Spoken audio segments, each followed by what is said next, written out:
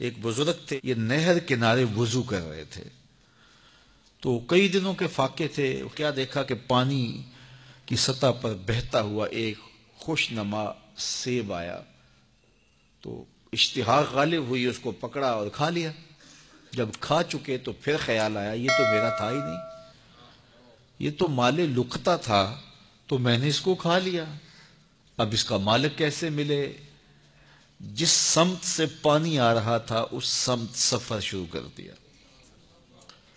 کئی دنوں کی مسافت کے بعد دیکھا کہ ایک باغ ہے جس کی شاخیں اس پانی کی طرف لٹک رہی ہیں. سمجھ گئے کہ یہیں سے گرا ہوگا اور میں نے کھا لیا. خیر باغ میں پہنچے، مالک سے ملے، کہا کہ یوں میں نے ایک سیب کھا لیا ہے اور میرا غالب گمان یہ ہے کہ اس باغ کا وہ سیب تھا، تو میں معافی مانگنے آیا ہوں، یا پھر بتائیں کہ اس کا ہرجانہ کیا ہوگا.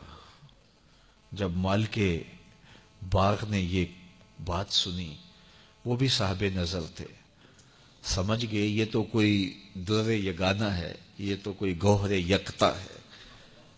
تو تیور بدل لیے، کہا ایسے تو نہیں معافی ملے گی. کہا حضرت کیسے ملے گی؟ کہا 12 سال تک میرے باغ کی گوڈی کرنا پڑے گی. اللہ اکبر. اور ایک شرط اس کے علاوہ ہوگی. کہا ٹھیک ہے، میری غلطی تو معاف ہو جائے گی نا. 12 سال تک باغ کی گوڈی کرتے رہے. ایک دن فرمانے لگے وہ صاحب باغ جو تھے کہ سیب توڑ کے لاؤ، مہمان آئے ہیں. تو وہ سیب توڑ کے لائے تو وہ کچے ہی تھے.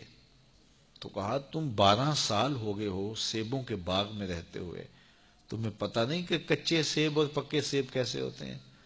کہا حضرت مجھ سے قسم لے لیجئے 12 سال میں ایک دفعہ بھی نظر اٹھا کے سیبوں کی جانب نہیں دیکھا. ایک سیب کھایا تھا، میں تو اس کی سزا بھگت رہا ہوں، میں تو گوڈی کرتا ہوں، اوپر کبھی نظر بھی میں نے نہیں اٹھائی.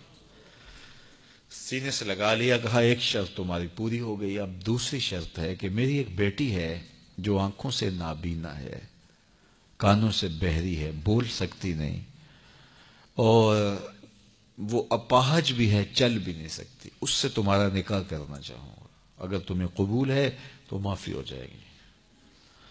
کہا ٹھیک ہے جی قبول ہے، میرا گناہ معاف ہو جائے، میں زندگی کاٹ لوں گا، کوئی بات نہیں ہے. خیر نکاح ہو گیا. کہا کہ یہ کمرہ ہے، یہاں آپ کی زوجہ آپ کی منتظر ہے.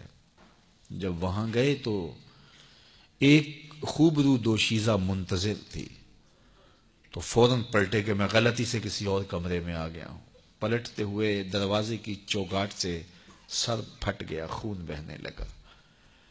جب باہر آئے تو صحن میں پہنچے تو وہ بزرگ وہاں تھے. کہا کیا ہوا؟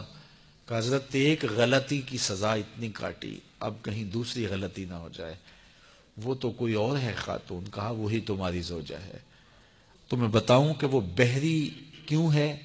آج تک اس نے غیر محرم کی آواز نہیں سنی. تو میں بتاؤں کہ وہ بول کیوں نہیں سکتی؟ آج تک اس نے غیر محرم سے کلام نہیں کیا. اندھی اس طرح ہے، آج تک اس نے غیر محرم کو نہیں دیکھا. اور اپاہج اس طرح ہے، چل کے کبھی گھر کی دہلیز سے گئی نہیں ہے. تو اس خاتون کا جب نکاح ہوا اور پھر ان سے اللہ نے ان کو ایک بچہ دیا جس کا نام ہے الشیخ عبد القادر جیلانی. جب ماں باپ اس طرح کے ہوں تو بیٹے اس طرح کے ہی ہوتے ہیں. باپ کا لقمہ پاک اور ماں اپنی آبرو کی کیسی محافظہ. پھر در یگانہ اور گوہر یکتا جو پیدا ہوتا ہے وہ دین کی احیاء کرنے والا ہے، دین کی مردہ قدروں کو نئی زندگی دینے والا ہے. حضرت ملا علی قاری لکھتے ہیں کہ حضور غوث اعظم جب مجلس واعظ کرنے بیٹھتے تو 70 ہزار کا اجتماع آپ کے مجمع میں ہوتا، اور عمومی طور پہ اللہ کی رحمتوں کے حوالے سے بات کرتے. اور جس دن آپ اللہ کے قہر، غضب اور جلال کی بات کرتے کئی جنازے اٹھتے. یہ آپ کی گفتگو کے اندر عصر کا رنگ اور شیرینی تھی. اللہ اکبر.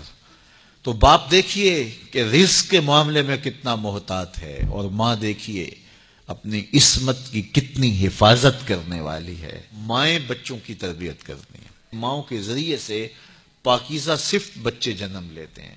تو لہٰذا ماؤں کو اچھی تربیت کا حامل ہونا چاہیے تاکہ وہ آگے اچھی تربیت خود کر سکے.